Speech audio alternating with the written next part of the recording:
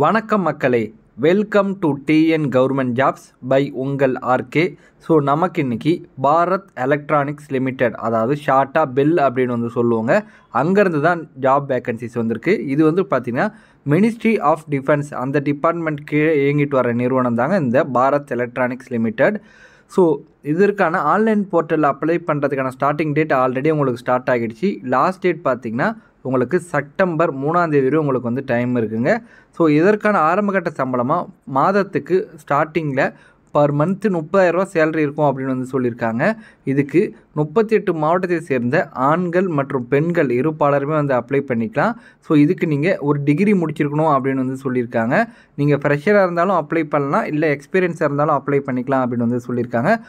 வாங்க இதை பற்றி கம்ப்ளீட் டீட்டெயில்ஸ் பார்க்க போகலாம். அதுக்கு முன்னாடி நம்ம சேனலை நீங்கள் இன்னும் சப்ஸ்கிரைப் பண்ணலைன்னா சப்ஸ்கிரைப் பண்ணிங்க.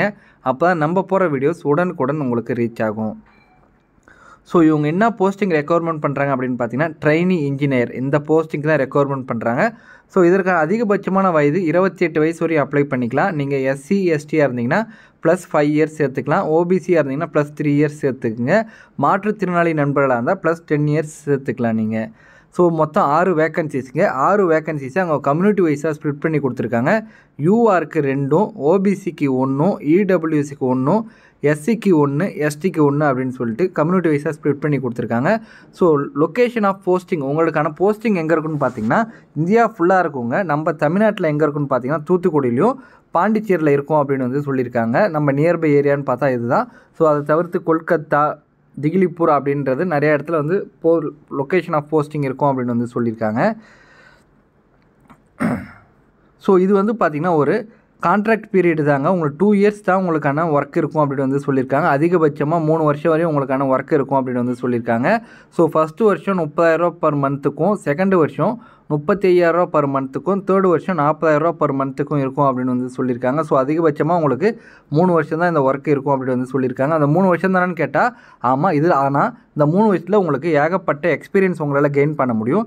இதை வச்சு ப்ரைவேட்டில் இருக்க பெரிய பெரிய கம்பெனியை வந்து நீங்கள் வந்து ஈஸியாக வந்து நீங்கள் அதில் போய்ட்டு நீங்கள் ஜாயின் பண்ணுறதுக்கு இது பெரிய ஹெல்ப்ஃபுல்லாக இருக்கும். இது ஏன்னா இது வந்து பெல்லுன்ற நிறுவனம் ஒரு மிகப்பெரிய நிறுவனம். ஸோ இந்த சர்டிஃபிகேட் இருந்தாலே போதும், உங்களுக்கு ஈஸியாக நீங்கள் ப்ரைவேட் கம்பெனியில் ஜாயின் பண்ணுறதுக்கு இது பெரிய ஹெல்ப்ஃபுல்லாக உங்களுக்கு வந்து இருக்கும். இது சம்பளத்தை தவிர்த்து வருஷத்துக்கு அடிஷ்னல் பெனிஃபிட்டாக 12,000 உங்களுக்கு வந்து தராங்க. ஸோ இது எதுக்குன்னு பார்த்தீங்கன்னா இன்சூரன்ஸ் ப்ரீமியம், அட்டையர் அலவன்சஸ், அட்டையர்னால் சட்டெல்லாம் நீங்கள் போடுறீங்க இல்லைங்களா, அதுக்கான அலவன்சஸ், அதை தைக்கிறதுக்கான அலவன்சஸ், உங்களுக்கான காலணிகள் அலவன்சஸுமே இவங்க வந்து தராங்க. So trainee engineer. ஸோ என்ன டிசிப்ளினில் நீங்கள் வந்து இன்ஜினியரிங் முடிச்சிருக்கணும் அப்படின்னு பார்த்தீங்கன்னா எலக்ட்ரானிக்ஸ் டிசிப்ளினில் தான் முடிச்சிருக்கணும் அப்படின்னு வந்து சொல்லியிருக்காங்க. நீங்கள் 4 இயர்ஸ் BE ஆர் BTech படிச்சிருக்கணும். என்ன டிசிப்ளின்னு பார்த்தீங்கன்னா எலக்ட்ரானிக்ஸ், அப்படி இல்லைனா எலக்ட்ரானிக்ஸ் அண்ட் கம்யூனிகேஷன், அப்படி இல்லைனா electronics and telecommunication, communication and telecommunication, இந்த டிசிப்ளினில் ஏதாவது ஒரு டிசிப்ளினில் நீங்கள் முடிச்சிருந்தா எலிஜிபிலிட்டி அப்படின்னு வந்து சொல்லியிருக்காங்க. நீங்கள் ஆன்லைனில் அப்ளை பண்ணும் போது உங்களோட degree, final year degree certificate வந்து ப்ரூஃபாக வந்து நீங்கள் வந்து ஆன்லைனில் அப்ளை பண்ணணும் அப்படின்னு வந்து சொல்லியிருக்காங்க.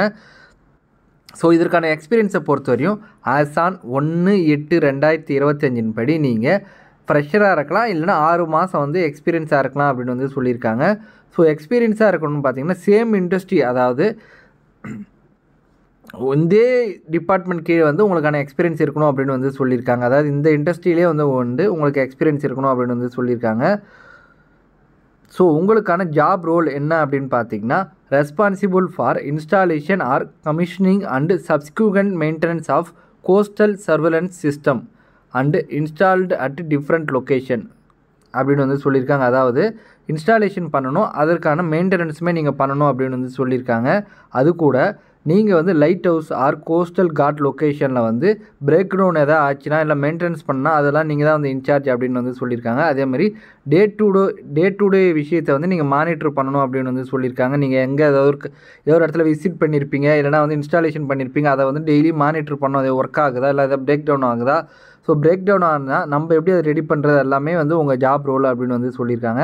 ஸோ உங்கள் இனிஷியலாக வந்து உங்கள் ட்ரைனிங்குமே இருக்கும், நீங்கள் அதை பற்றி ஒரி பண்ண தேவையில்ல. இதற்கான செலெக்ஷன் ப்ரொசீஜரை பொறுத்தவரை ரிட்டன் டெஸ்ட் இருக்கும் அப்படின்னு வந்து சொல்லியிருக்காங்க. ஸோ நீங்கள் என்னென்ன டாக்குமெண்ட்லாம் வந்து ஆன்லைனில் அப்ளை பண்ணும்போது அப்லோட் பண்ணணும் அப்படின்னு பார்த்தீங்கன்னா உங்களோட 10th மார்க் ஷீட்டு, உங்களோட இன்ஜினியரிங் டிகிரி சர்டிஃபிகேட்டு, எல்லா செமஸ்டரோட mark sheet and final consolidated mark sheet அதுவுமே வந்து நீங்கள் வந்து ஆன்லைனில் அப்ளை பண்ணும்போது அப்லோட் பண்ணணும் அப்படின்னு வந்து சொல்லியிருக்காங்க. இன்கேஸ் நீங்கள் வந்து சிஜிபிஏல இருந்தீங்கன்னா அது வந்து பர்சன்டேஜாக கன்வெர்ட் பண்ணி நீங்கள் ஆன்லைனில் அப்ளை பண்ணணும் அப்படின்னு வந்து சொல்லியிருக்காங்க.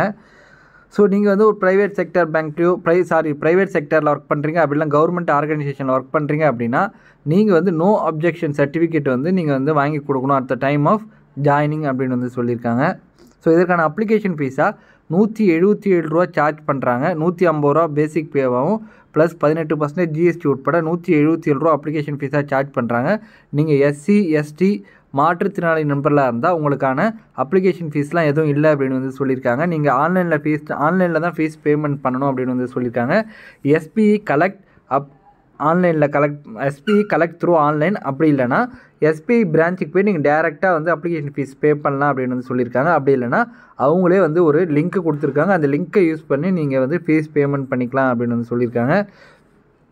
ஸோ நீங்கள் வந்து எஸ்பிஐ கலெக்ட் ரெஃபரன்ஸ் நம்பர், அதாவது நீங்கள் ஃபீஸ் பேமெண்ட் பண்ணதுக்கப்புறம் அது ஒரு ரெஃபரன்ஸ் நம்பர் இருக்கும், அந்த ரெஃபரன்ஸ் நம்பரை நீங்கள் ஆன்லைனில் அப்ளை பண்ணும்போது மென்ஷன் பண்ணணும் அப்படின்னு வந்து சொல்லியிருக்காங்க. ஸோ நான் ஆல்ரெடி சொன்ன மாதிரி உங்களுக்கான இனிஷியலாக ட்ரைனிங் வந்து பெங்களூரில் இருக்கும் அப்படின்னு வந்து சொல்லியிருக்காங்க. ஒன்ஸ் நீங்கள் ட்ரைனிங் முடிச்சிட்டிங்கன்னா உங்களுக்கான ஜாப் லொக்கேஷனில் அவங்க வந்து பிளேஸ் ஆஃப் போஸ்டிங் பண்ணிவிடுவோம் அப்படின்னு வந்து சொல்லியிருக்காங்க. ஸோ அவ்வளோதான் ஃப்ரெண்ட்ஸ், இதோட இந்த வீடியோ முடியுது. இந்த வீடியோ பிடிச்சிருந்துச்சுன்னா லைக் பண்ணுங்கள், ஷேர் பண்ணுங்கள் மற்றும் உங்கள் நண்பர்களுக்குமே தெரியுங்க. உங்களுக்கு ஏதாவது டவுட் இருந்துச்சுன்னா கமெண்ட் பண்ணுங்கள், கண்டிப்பாக நான் வந்து உங்களுக்கு ஹெல்ப் பண்ணுறேன். Thank you so much friends.